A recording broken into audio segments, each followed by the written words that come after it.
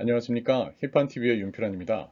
오늘은 최근에 이제 멋진 힙라인을 위해서 힙업 운동을 많이 하시는 분들이 계시는데요. 소위 애플 힙을 만들기 위한 노력 중에 하나죠.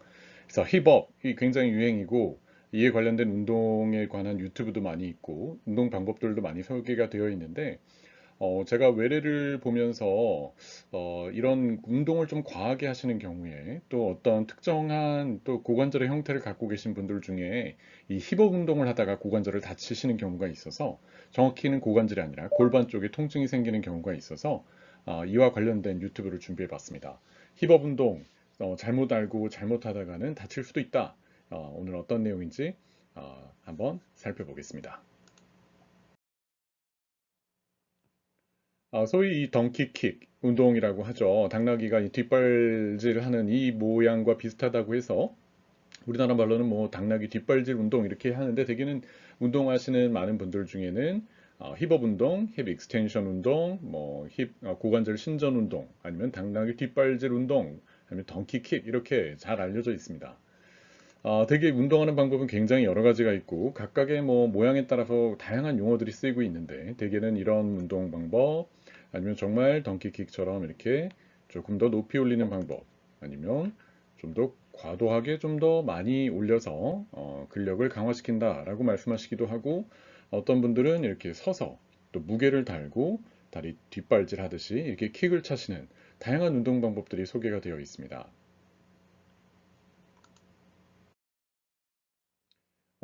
또 이런 방법도 있죠. 운동볼이라고 하나요? 짐볼이라고 하나요? 여기서 이제 두 발을 동시에 이렇게 힙 익스텐션 운동을 하기도 하는데 대부분은 이 고관절 신전근을 강화시키는 운동인데 그 중에서 대둔근이라는 근육이 있습니다. 굉장히 큰 엉덩이 근육, 대둔근 이렇게 얘기를 하는데요. 그 근육을 발달시키는 거죠. 동영상을 보시면 이렇게 힙을 익스텐션, 힙을 신전시킬 때 강화되는 저 반짝반짝거리는 저 근육이 대둔근입니다.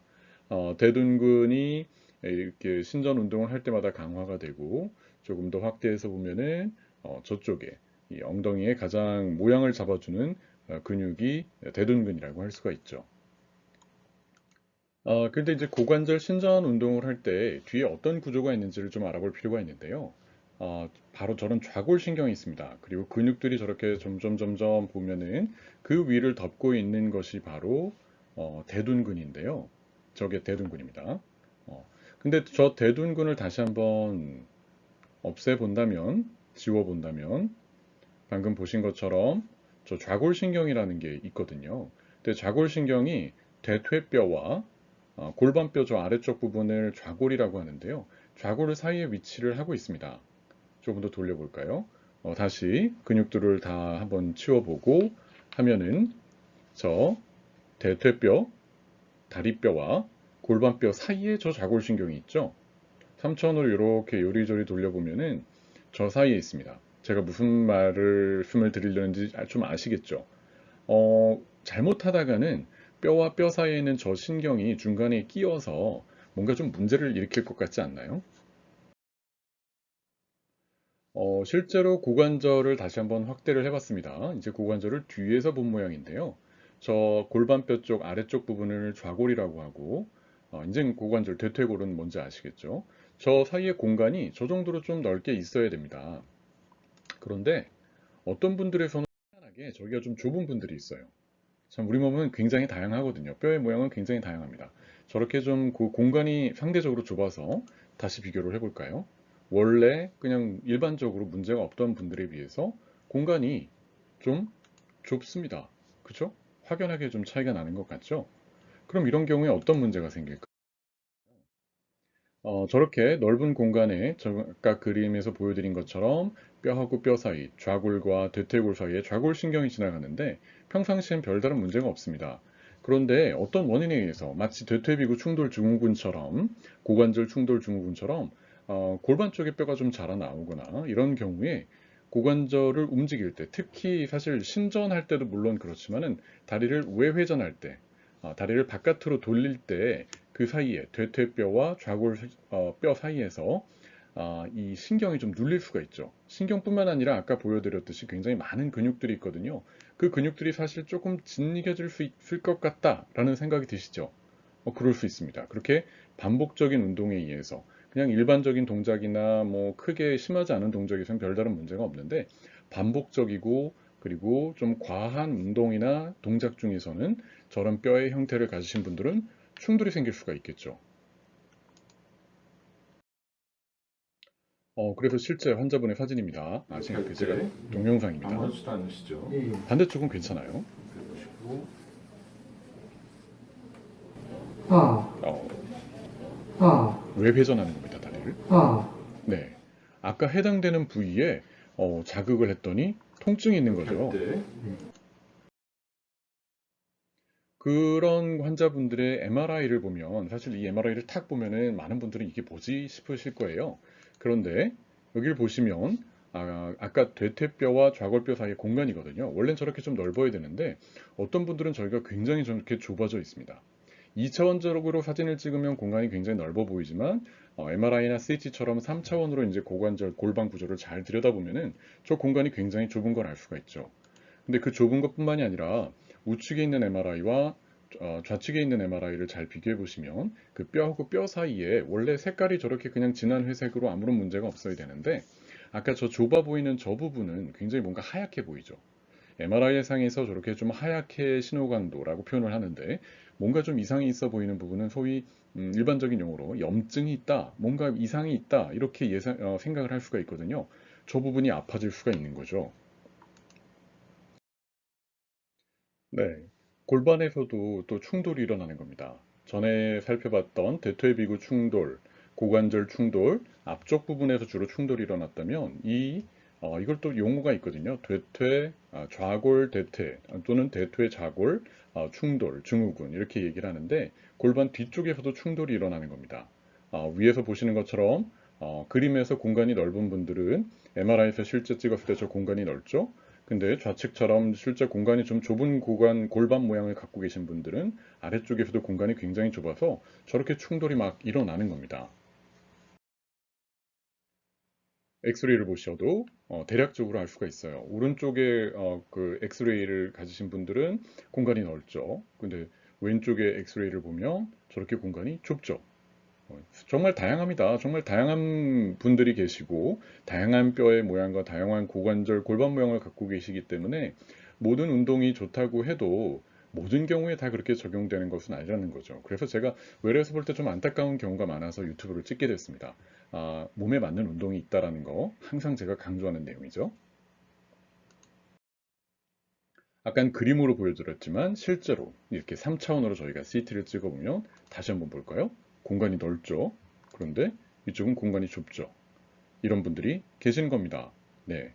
그러니까 왼쪽처럼 저렇게 공간이 좁은 분들에서 덩키킥 그리고 온갖 다른 종류의 힙 익스텐션, 힙 신전 고관절 신전 운동, 힙업 운동 같은 거를 너무 과하게 할 경우에는 충돌이 생길 수밖에 없겠죠. 그러면서 근육이나 신경이 다칠 수가 있는 거죠. 신경이 다친다기보다는 근육이 그 뼈하고 뼈 사이에 있는 소위 하는 연부 조직이라고 하는데요. 그것들의 충돌이 일어나고 뭔가 염증이 생기면서 그 주변을 지나가는 좌골신경과 같은 신경이 자극돼서 심한 경우에는 앉기가 어렵다는 분들도 계시고 어떤 경우에는 뭔가 다리가 진짜 디스크가 있는 것처럼 저릿저릿하다 이렇게 말씀을 하시기도 하죠.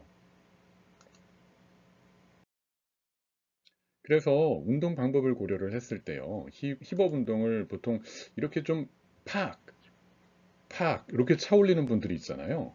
이런 분들이 있습니다. 그래서 운동을 할 때 마치 이렇게 진짜 덩키키처럼 분노의 발길질을 이렇게 하시는데 좋지 않습니다. 이렇게 하시면은 너무 과도하게 뼈와 뼈 사이에 충돌이 일어나면서 아까 말씀드린 그런 충돌 증후군과 같은 통증을 야기할 수 있는 거죠. 그래서 운동을 하실 때 이렇게 천천히 하시면 돼요. 만약에 진짜 힙업 운동을 꼭 하셔야 되겠다. 진짜 엉덩이 관절이 좀 부족해서 외형적으로도 좋지 않고 걸을 때 뭔가 좀 힘이 없는 것 같다. 그리고 그렇게 앉을 때 엉덩이 근육이 너무 없어서 통증이 있다. 그럴 때는 힙업 운동을 하셔야 되잖아요. 천천히 하시면 됩니다. 소위 전력 질주가 있고 마라톤이 있듯이 이런 근육을 발달시킬 때의 운동은 빨리 하는 게 좋은 게 아니라 천천히 지속적으로 유지하는 근육이 굉장히 중요하거든요. 그래서 이렇게 천천히 근육 운동을 하시는 것이 훨씬 더 바람직합니다. 이 운동 방법이 좋은 겁니다. 이렇게 천천히 하시고, 그리고 또 하나 말씀드릴 거는 만약에 이 유튜브를 보시는 트레이너 분들이 계시다면은 이렇게 일자로 완전히 뒤로 뻗쳐서 올리게 되면은, 특히 또 바깥쪽으로 돌려서 뒤로 돌리게 되면은 그 대퇴와 좌골뼈가 충돌이 일어납니다. 그래서 이런 경우에는 약간 다리를 벌리고, 그리고 외회전하지 않고 똑바로 해서 들어 올리는 방법, 그리고 천천히 들어 올리는 방법으로 운동을 가르쳐 주시거나, 운동을 하시는 분들도 그렇게 하시는 것이 좋을 것 같습니다. 그래서 아까 여러 가지 방법의 그 힙업 운동을 알려드렸는데요. 이런 힙업 운동을 할 때마다 자꾸 통증이 생겨서 도저히 할 수 없을 것 같다 그러면은 일단은 운동을 쉬시는 게 정답이고요. 그리고 좀 안정된 이후에 다시 운동을 시작하고 싶은데 운동을 할 때마다 또 통증이 생길 것 같아서 좀 걱정이 되신다. 그럴 경우에 권장되는 이 방법 중에는 이 방법이 제가 생각하기에는 가장 좋을 것 같습니다. 과도하게 수평선 180도에서 더 벗어나지 않고 일자로 뒤로 그냥 뻗치는 정도, 그리고 천천히 하시고 팍 차지 말고 천천히 올렸다가 멈췄다가 또 그런 한 3초, 5초 정도 버텼다가 내리는 정도로 반복하시면은 방법이 좋을 것 같고요. 그리고 다리를 살짝 벌리고 힙업 운동, 익스텐션 운동을 하시면 충돌이 일어나지 않을 것 같아요. 그 공간을 좀 벌리는 거죠. 또 런지 이런 동작도 굉장히 여러 가지 방법들이 있죠. 런지 동작도 이와 같이 그 힙이 익스텐션 되는, 그 다리가 뒤에 있는 다리가 이제 힙이 신전된다고 하는데요. 그럴 때 이렇게 완전히 벗어나지 않게 이 정도로 이제 런지 운동을 하시면 좋은데, 또 좀 욕심이 나시는 경우에는 이와 같이 좀 과도하게 뒤로 콱 내려서 런지 동작을 하는 경우가 있죠. 이분처럼 아무 문제 없이 할 수도 있어요. 근데 아까 말씀드린 뼈에 이상이 있는 것 같은 경우에는 이런 동작을 하실 때는 충돌이 생길 수밖에 없겠죠. 또 하나 또 힌트를 드리자면 이렇게 뼈 그 사이 공간이 좁은 분들에서 이분처럼 너털너털 이렇게 팔자걸음을 걷는 분들이 계시죠. 발을 바깥쪽으로 돌려서 이렇게 너털너털 걷는 분들이 많이 계시잖아요. 그렇게 걷지 마시고 다리를 모으고 걸으십시오. 가능하면 11자로, 일자로 걸으셔야 그 뒤에 있는 대퇴뼈와 좌골뼈가 충돌이 일어나지 않습니다. 그리고 보폭을 너무 크게 하지 마시고, 또 운동 삼아서 걸으실 때 일부러 막 크게 걸으시는 분들, 소위 파워워킹 하시는 분들 계시죠? 그런 경우에도 다른 분들은 괜찮지만 저런 뼈를 갖고 계신 분들은 문제가 될 수 있습니다. 그러니까 그럴 때는 일자로 걷고 보폭을 좀 좁게, 뭐 그렇다고 뭐 촘촘하게 걸으시라는 게 아니라 그냥 자연스럽게 걸으시는 것을 권장해 드립니다. 바깥으로 돌리면 저와 같이 충돌이 일어날 수 있겠죠. 그 좌골신경이 콱 얼마나 아프겠어요. 그래서 많은 분들이 원하시는 이 애플 힙을 가지시기 위해서 힙업 운동을 하실 때 지금 말씀드린 것처럼 오늘 말씀드린 내용에서 충돌이 일어나는 경우도 있기 때문에 잘못하면 다칠 수도 있습니다. 그래서 본인이 만약에 운동을 시작을 하시고 어느 정도 일정 기간이 지났는데도 불구하고 운동을 할 때마다 반복적으로 통증이 생긴다면 한 번쯤은 전문의에게 진료를 보시고 골반이나 고관절 구조가 힙업 운동을 하는데 좀 주의가 필요할 경우에는 지금 제가 말씀드린 내용처럼 조심해서 운동을 하시는 것이 좋을 것 같습니다. 네, 오늘은 여기까지 마치겠습니다. 감사합니다.